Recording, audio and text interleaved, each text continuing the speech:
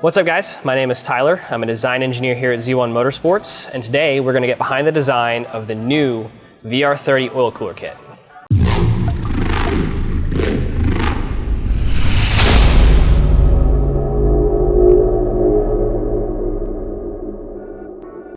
So applications.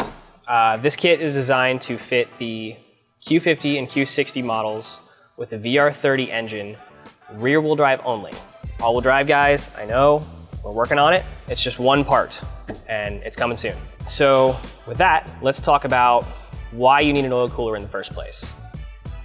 Oil temperature is one of the most important things to watch on your engine and any kind of performance driving. Oil temperature is closely related to coolant temperature. They kind of, one feeds the other.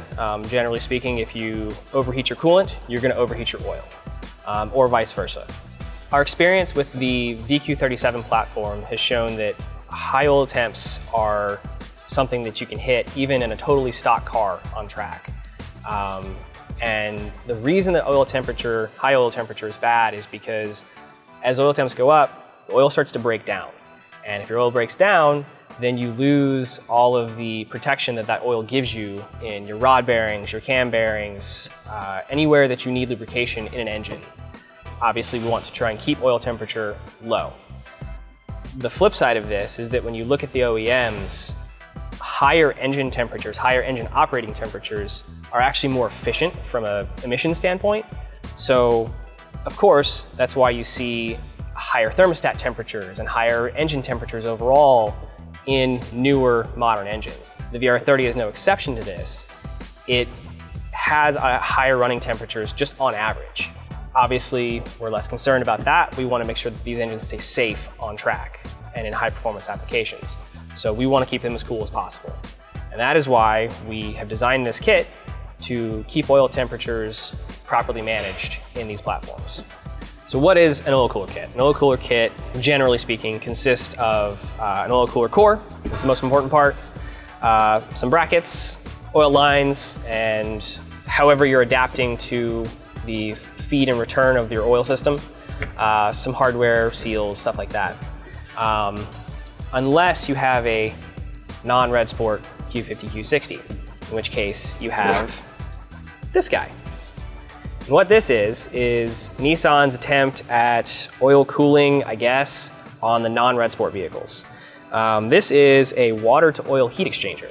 So you've got coolant coming in, coolant going out, and this section here is your heat exchanger. It's a tube and fin type heat exchanger, and it supposedly cools the oil off. What it really does is it heats the oil up faster so that they can have better emissions, and then it doesn't let it cool off any cooler than the water temps, which means that those two are now dependent on each other even more, so when you're on track, they just heat soak. So this thing sucks. On the Red Sport cars, you actually do get a factory oil cooler similar to this setup on the car. This is replaced by oil filter housing that has a thermostatic oil cooler fittings, oil cooler outlet. But the line size is actually much smaller than what we're using here. And the core size is much smaller than what we're using here. So it's a good setup and it does work well compared to this, but it's not what you want. So let's talk about what makes the Z1 Motorsports Q50, Q60 oil cooler kit the best solution. When we started on this project, we knew that this was actually going to be our biggest problem. On the VQ37 VHR, we normally take one of these Mocal oil adapters and we just stick it right on top of the oil filter housing, and that's how you get your inlet and outlet for your oil cooler. Easy, right? On the VR30 engine, this guy is a lot thicker, and your filter sits right here, and your frame rail's right here.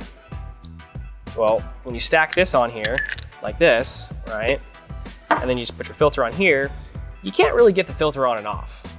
So we knew that this guy had to go. And the same thing applies to the oil filter housing on the Red Sports. It's just as big and bulky as this is.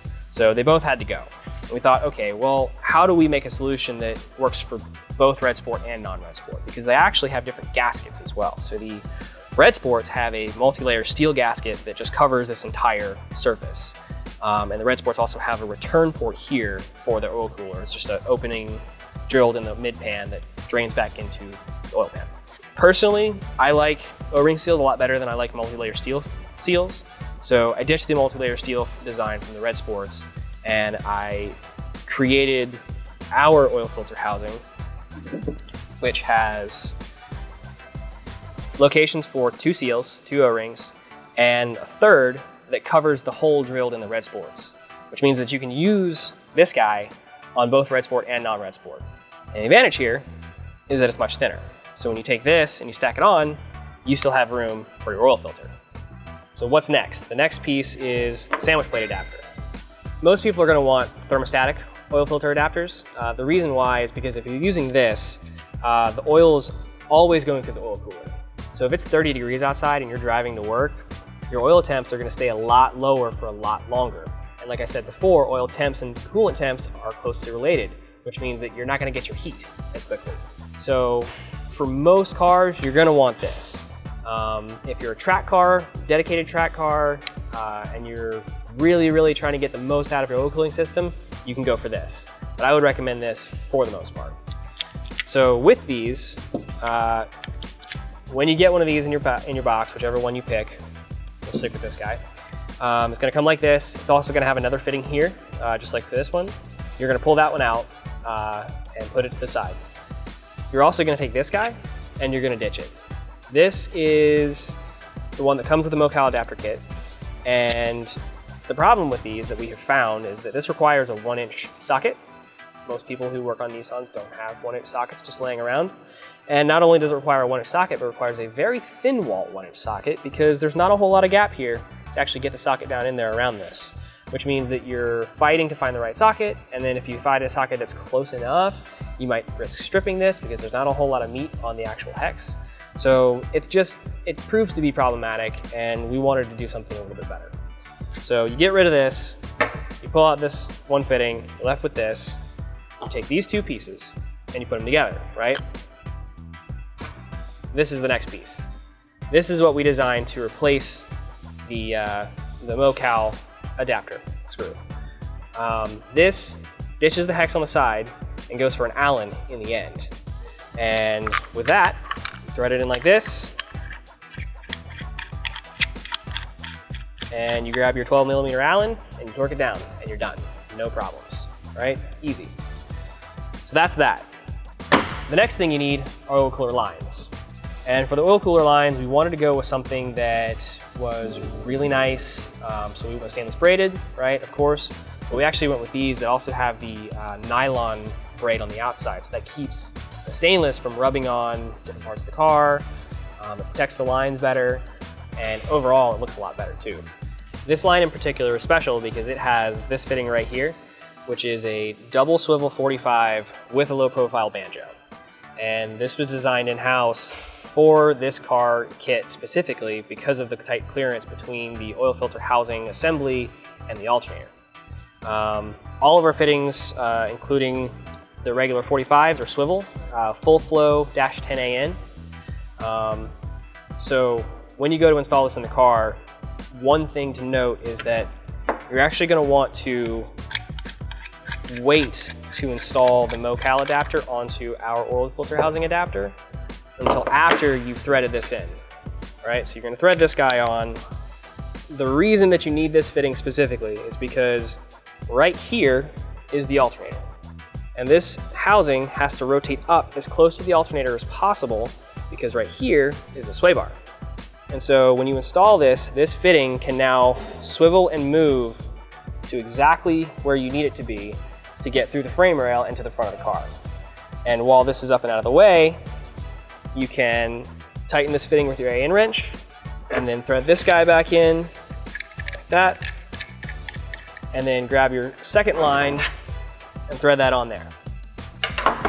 So now you've got your oil filter housing adapter bolted to the engine, you've got your lines run, and what's next? The oil cooler, right? So we have 2 different options for oil cooler. These are coolers from Cetrab. It's the brand that we've used with great success for many years. We have a 20 row and we have a 25 row. In our 370 kit, we offer a 34 row, but it's actually a narrower core. These are a little bit wider. So you're not really losing any volume between a 34 and a 25 row of the wider series. So don't, fret about that too much. So why would you pick a 20 over a 25 or vice versa? For a 20 row, this is gonna cover you for pretty much any kind of daily driving or street driving or tail of the dragon type driving, or even occasional track duty.